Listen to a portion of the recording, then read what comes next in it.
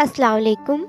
मैं Mahabharat Tabassum BSc part 3 में zoology का तीसरा एक्सपेरिमेंट है study the action of salivary amylase on the digestion of starch.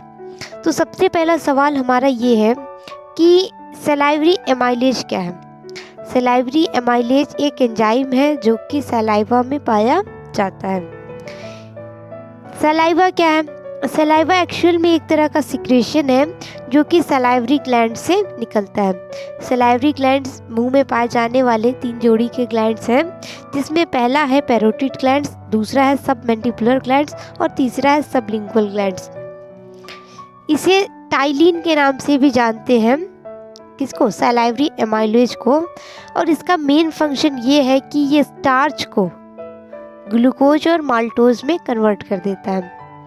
Starch एक कार्बोहाइड्रेट है जो कि ग्लूकोज और माल्टोज में बदल जाता है। ग्लूकोज और माल्टोज भी एक कार्बोहाइड्रेट है जो कि मोनोसैकेराइड्स और डाइसैकेराइड्स हैं।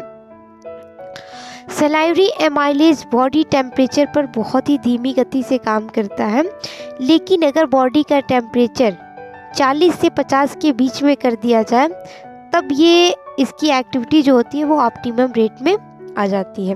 ओके, इनको एमाइलेज की एक्टिविटी के लिए जो ऑप्टिमम पीएच की ज़रूरत पड़ती है वो है 6 से 7 के बीच में।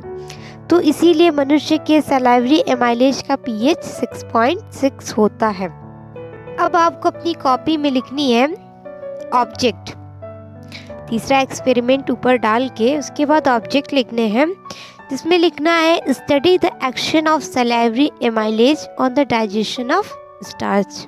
Okay, preparation of enzyme extract हमारा जो नेक्स्ट स्टेप होगा, जो कि हमें लैब में करना है।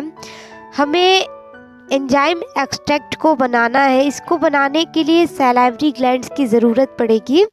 तो या तो आप किसी भी एनिमल का सलाइवरी ग्लैंड्स ले लेते हैं, तो मोस्टली हम कॉकरोच के सलाइवरी ग्लैंड्स का इस्तेमाल करते हैं, या फिर मनुष्य के सलाइवा का इस्तेमाल करते हैं, यानी कि आप अपने लार का इस्तेमाल कर सकते हैं।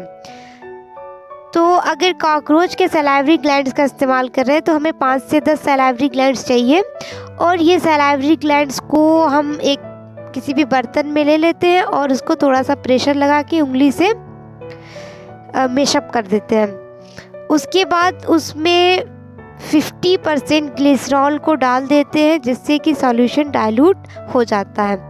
तो अब एक तरह का सॉल्यूशन बन गया है, और ये सॉल्यूशन एक्चुअल में सलाइवरी ग्लैंड एक्सट्रैक्ट का 10% होता है।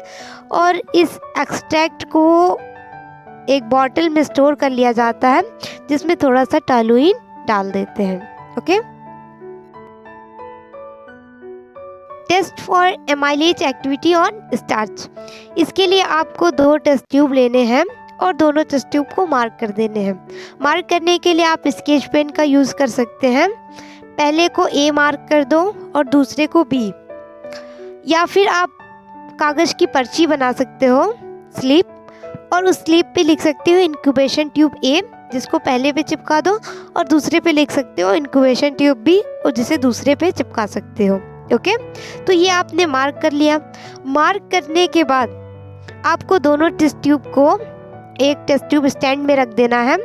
अब आपको इसमें से टेस्ट ट्यूब ए लेना है, और उस टेस्ट ट्यूब ए में जो एक्सट्रैक्ट आपने पहले बनाया है सलाइवरी ग्लैंड्स की हेल्प से, उसमें से 5 ड्रॉप्स ले लो, और उसमें 1% स्टार्च सॉल्यूशन के 5 ड्रॉप्स ऐड कर दो। ऐड करने के बाद इसको अच्छे से मिला दो, और मिलाने के बाद इसको कवर कर दो। ओके, दूसरे इंक्यूबेशन ट्यूब बी में, उसमें भी आपको एक्सट्रैक्ट लेना है 5 ड्रॉप्स के, लेकिन उस एक्सट्रैक्ट को आपको बॉयल कर देना है। बॉयल करने के बाद 5 ड्रॉप्स एक्सट्रैक्ट लेते हैं और उसमें 5 ड्रॉप्स के स्टार्च सॉल्यूशन डाल देते हैं।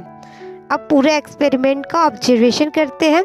ऑब्जर्वेशन करने से पहले दोनों ट्यूब्स को 37 डिग्री सेल्सियस में बात कराते हैं। मान लो कोई पानी है, पानी को आप 37 डिग्री सेल्सियस पर गर्म करते हैं, और गर्म करने के बाद उस पानी में दोनों टेस्ट ट्यूब को कवर करके डाल देते हैं, और इन्हें 1 घंटा छोड़ देते हैं, या फिर आप 1 घंटे से ज़्यादा भी छोड़ सकते हैं।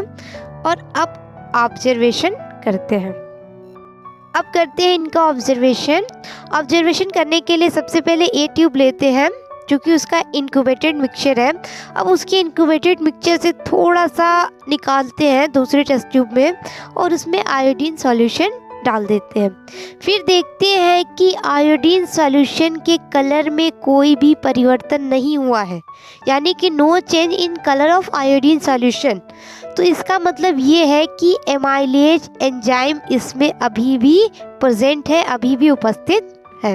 ओके, अब टेस्ट ट्यूब बी के इंक्यूबेटेड मिक्सचर से थोड़ा सा निकालते हैं और उसको दूसरे टेस्ट ट्यूब में लेते हैं और उनमें आयोडीन सॉल्यूशन डाल देते हैं। फिर देखते हैं कि जैसे ही आयोडीन सॉल्यूशन उनमें पड़ता है, सॉल्यूशन का पूरा कलर चेंज होकर पर्पल कलर में कन्वर्ट हो जाता है। तो इसका मतलब ये है कि स्टार्च अभी भी डाइजेस्ट नहीं हुआ है। तो स्टार्च डाइजेस्ट ना होने का सबसे बड़ा कारण जो है वो ये है कि जब हम एक्सट्रैक्ट को बॉयल करते हैं उस वक्त सलाइवरी एमाइलेज पूरी तरह से डिस्ट्रॉय हो जाते हैं, और जब सलाइवरी एमाइलेज डिस्ट्रॉय हो जाते हैं तो स्टार्च डाइजेस्ट नहीं होता है, क्योंकि स्टार्च सिर्फ सलाइवरी एमाइलेज से ही डाइजेस्ट होता है। ओके, फिर से जो टेस्ट ट्यूब ए है उसके एक्सट्रैक्ट से कुछ पार्ट लेते हैं और उसको एक टेस्ट ट्यूब में लेके उसमें बेनेडिक्ट सॉल्यूशन के कुछ ड्रॉप्स डाल देते हैं और उसको तब तक हीट करते हैं जब तक कि वो बॉयल ना हो जाए। जैसे ही वो बॉयल होता है एक ब्रिक रेड कलर का प्रिसिपिटेशन बन जाता है, जो कि ये कंफर्म करता है कि एमाइलेज एंजाइम इस एक्सट्रैक्ट में उपस्थित है। ओके, ओवरऑल कहने का मतलब ये है कि अगर डाइजेस्टिव ग्लैंड को या फिर सलाइवा को हीट किया जाए तो उसमें उपस्थित सलाइवरी एमाइलेज डिस्ट्रॉय हो जाते हैं, इसलिए स्टार्च का डाइजेशन नहीं होता है। आपको अपने प्रैक्टिकल कॉपी में कुछ इस तरह से एक्सपेरिमेंट लिखने हैं, जिसमें आपको पहले सलाइवरी एमाइलेज के बारे में लिखना होगा, फिर उसके प्रोसीजर क्या किया आपने और ऑब्जर्वेशन क्या निकला। ओके।